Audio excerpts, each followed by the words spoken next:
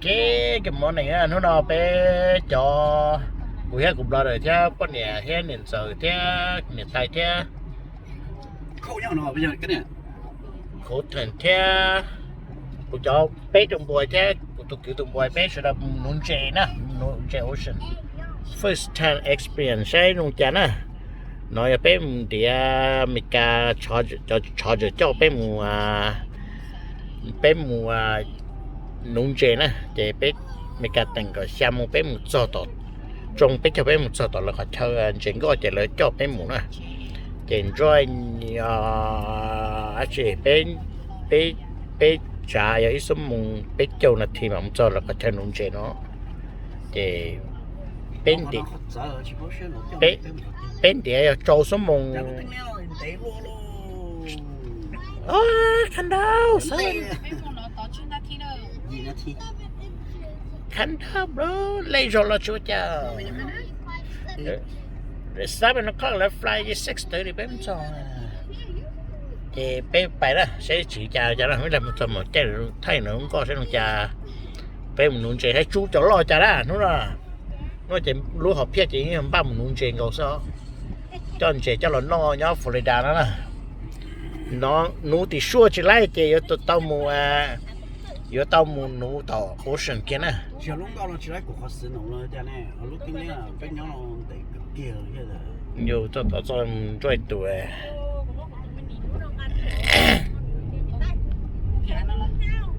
chị biết mua chị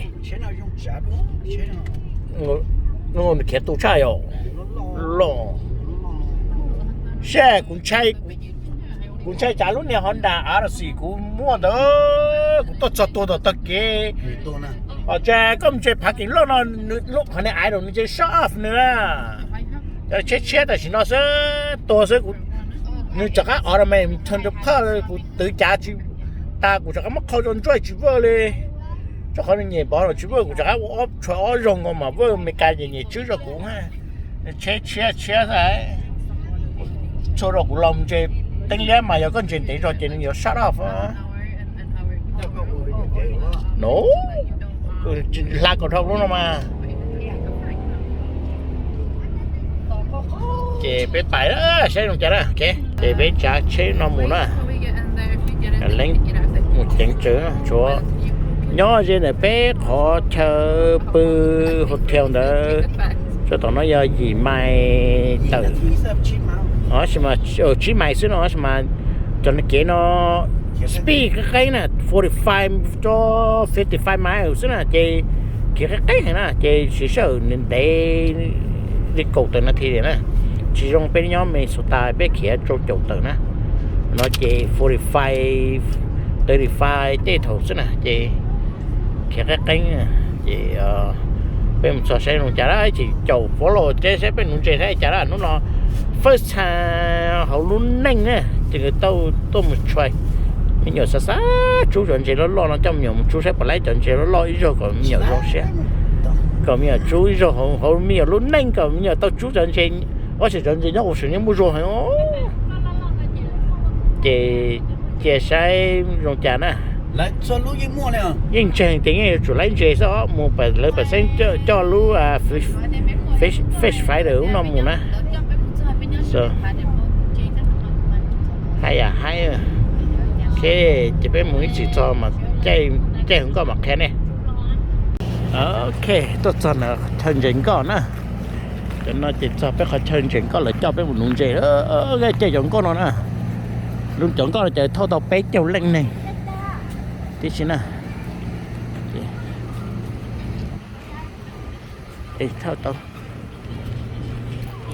thâu tàu bé trâu lên này cho bé muốn nè so hopefully good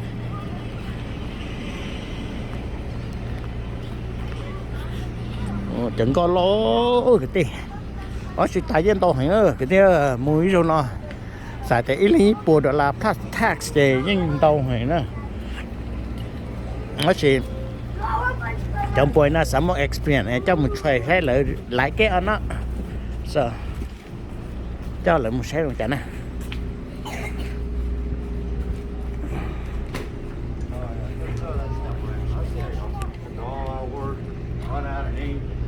boring. We're boring. Give me something to do. They're taking it off. I'm just gonna grab it off the boat.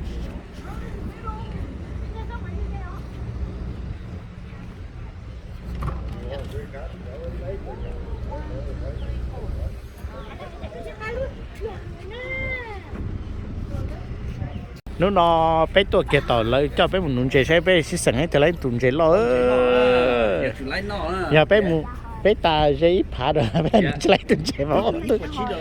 Cái này $9. tax everything Tax thì nói tôi cũng có $9 mà nhà tôi. Tax.แต่กูfamily ซื้อเตื้อไต้ผาเจสีเส้นจากเป็นมุลุงก็ปริดนะ Ồ đó. John? That's one, the blue one. Fishing pole. That's all the fishing pole right there. Yeah, that one.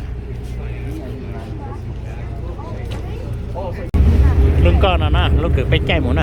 Okay, mua đây bay. All ice. Ice. Yeah, lần thì ai cho bên ba một trôn chế cái tiêu là một khứ là lo tới xin nhau đó. Bên nụ to vậy biết cho rồi, họ bên cá lọt chế đó. Lấy em ba xí cho dù nụ to chế cái ní phải lệ cho là phải lệ tí xí cho có tí xí nè. Giờ họ cứ lọt chế. Có gì chịu cho nó chịu.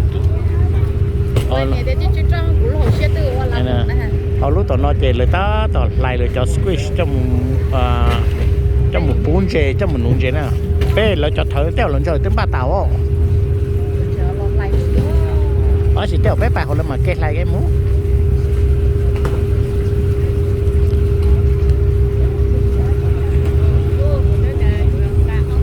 ô trồng chai thế ó nhớ rồi chỉ đến ta ó chỉ là ok chanh gọi rồi nó hai cái tia của nhau cái bể cắt thành nói ha nhau bể flop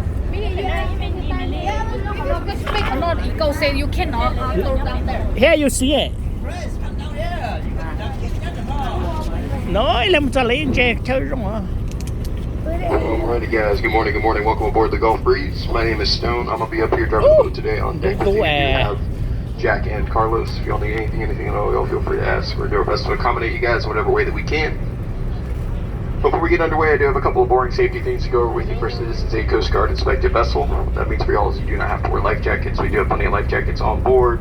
Those life jackets are located downstairs underneath the seats, and they are clearly marked children and adult life jackets. We have not needed them before, we won't need them today. Here's the big one. While we're pulling out of the slip here, make sure you keep your hands and feet inside of the boat. I do like to bounce off these pilings like a pinball. You guys can go ahead and cut us loose. okay start going now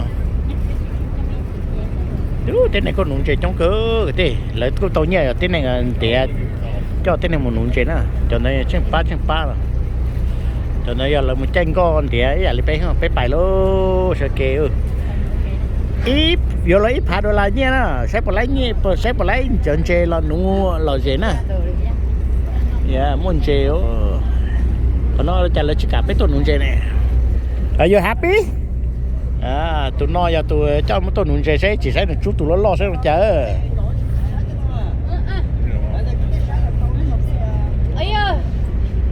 Đã chỉ đầu tiên đấy là chè có cái xe này vẽ vừa đó là chỉ khi có là chỉ responsible luôn. Nhà tôi nó nhà chị ôn nha. Tax là chỉ lên bộ cục $9 chỉ $8 ở bên chị lên rồi tụi cứ lâu bé lên hết chị ít phá tới đó ấy mỗi này lốt túi dần bé sit down boy sit down nicely Do you wanna see that you come holding here? slippery careful đó còn nó thì cho cái mũ tụi cho chắc là cho bé một nụ chắc phải chơi dây số ít số mong từ vậy đó ở xin ra muốn nó tỏ cho một tập lớn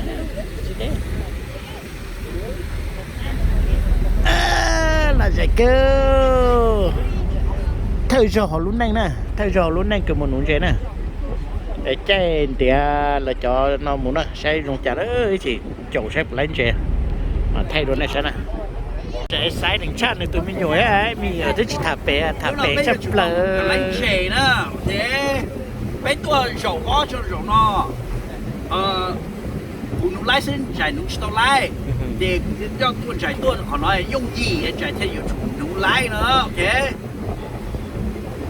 rồi sẽ trả xe lúc tới nó phải một con chè á lúc có tao lúc là mỗi cho họ nó bé mà nó giờ lúc tao giờ cho cái chè ít là thế là tôi ít không là hết dịch không xích cái liệu We only get one in lý do cũng recommended này một sợi cổ nó sẽ nơi gì nó sao It's gonna go more farther. If it's an hour and 30 minutes ride.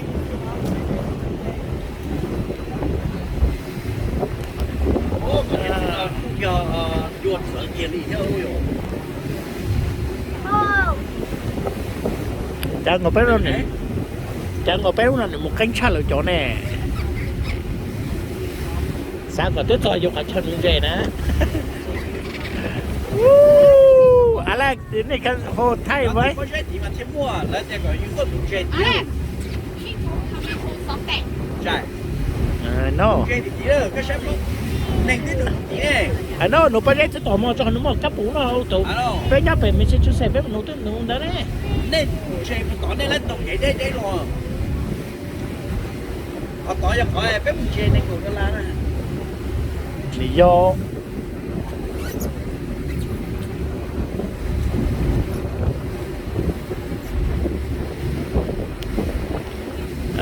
dạ nói gì cơ mà trồng trai thế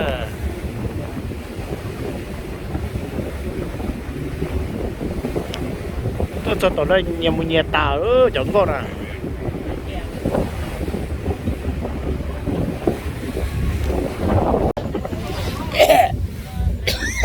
chẳng nó dùng tủa đâu chứ chẳng nó xài dùng tủa gì nữa sát thôi có tạt thôi rồi tôi cứ tôi mèo trên tôi tủa rồi họ cũng để chọn tủa chứ sát cứ ít sống một bé trong là chỉ nó rồi cái gì sống bé trong là chỉ cho nó chẳng có chỉ chân chính có lên trên chơi rồi chỉ bao số một cho nó thì nhiều sao bây giờ thì cũng là cũng bồi hết chứ chẳng xét ta liền cái tà thầu đó nhau rồi ta hề thì bé tú tà cũng thế thì bé nhớ xài lỡ xa sáng coi thì bé nhớ về flot chéo vô đến tà tú tà nhé lô lên lô rồi rồi trong rồi mà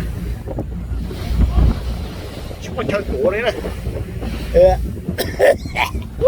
vô tủa hả thế anh tên bé cho lỡ đừng còn chê nữa ở chỗ tôi cho cái tập lớn tiêu chỉ mới lung coi cái tiêu có tôi lo cho liên tan tu có tôi liên tan tu sao con chơi kia đó slow down kia rồi cho bé có chân chơi dạ sẽ xếp tao yon tầm nó bây giờ nó lấy chiều bỏ nó hậu chè nhó này cho cá chè từ nó có tụi bạn bây giờ có mà chu hết nè cho nó cái trái chùa léo bỏ cá thu chè này là nó có nhắc tụi bạn có chu chỉ tao lửa chỉ tao lửa với cả kia được bé tao chị tôi thấy ra cái nó là mà cho bé mình chơi có thể hơn để cho nó slow ta kia luôn còn chơi kia này giờ lần chơi nó đâu chỉ đài ha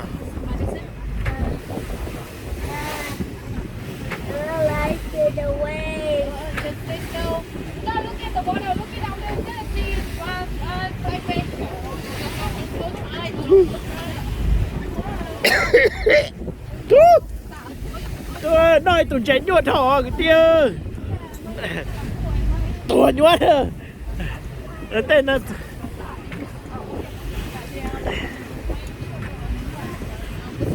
đây chẳng luộc khi nào nó chú vợ hả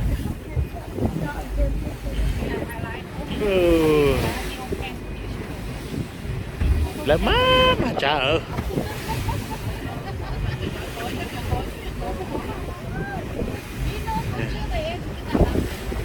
nhỏ in ta nó chỉ bỏ lúc rồi là cái tê sát từ lo trồng ti sát từ trồng ti thế nào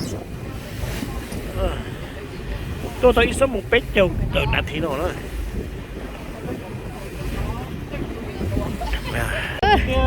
Tôn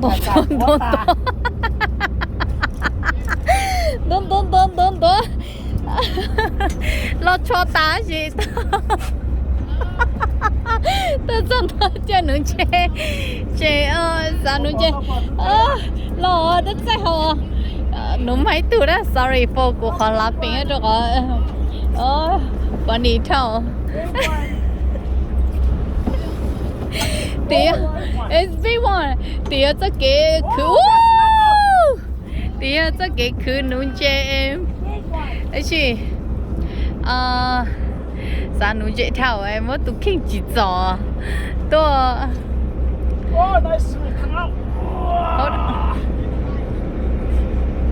lấy chơi lo má cái tua tao với mẹ ai da nó chạy vô fishing pole boy tại ấy cho fishing pole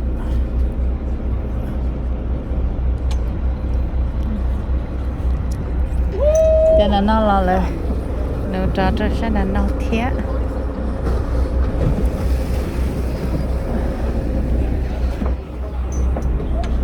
ô tụi nó bởi tụi tụi bé heo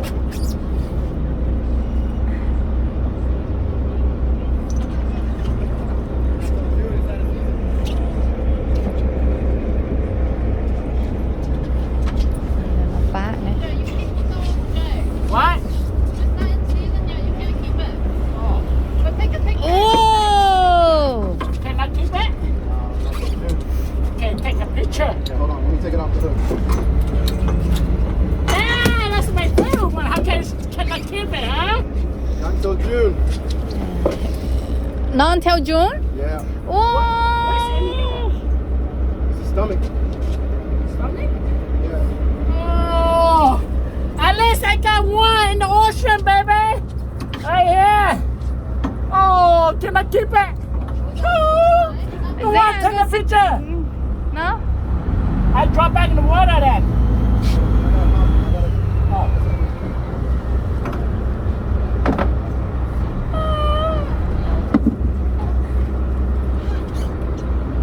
Pressure breaking. Oh, that one died.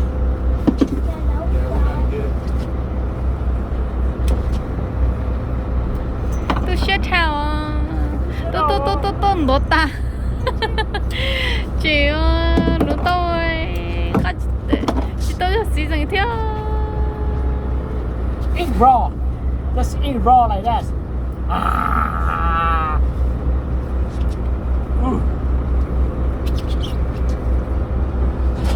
Is that somebody fishing? tụi nó chơi đốn mình nuôi tàu chơi đi được xí nào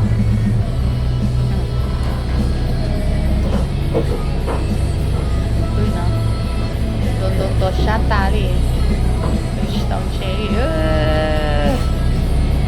cho tôi nuôi chơi họ tôi chỉ cho tôi kinh sợ nó cái tí là hay luôn Oh, it's not very good experience, huh? Trong hay à, chỉ mà to cái tiêu, xa chỉ xa. Có người thấy có lấy chạy tàu cái ha, xả là bé lấy chạy tàu cái ít thả đô la. Okay, go all the boy. Make a bit more.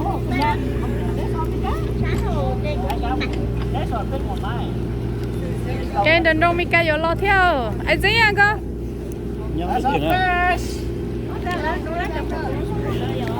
Đang chạy nó lấy từ đây là chi vô. Bé xin đi bé mà ngay cho mua phải của tao bé xin nó cho của ya. Khử nhô thôi. Yeah, khử nhô thôi. Sao vậy? Sao để lò rể nó xem mà mua sao thôi cái gì? Cái của trên nhông này. Ôi bây giờ con nó bây giờ sao mà mùa đế thôi chỉ thấy mùa đế đâu cái số một tử cái số một bên chờ thì có một trò gì có nhỏ mình nấu lên lâu chín là thì cái tiếng này nấu chỉ mà chơi lấy tiếng mua cái họ chết rồi mà bé mình nấu lâu trước họ chơi bé lấy một nó thế này bé một tao chế bé nó lên kèn đỡ sao? Tao mới vô lúc đó bé một cái phải. Dạ, hả?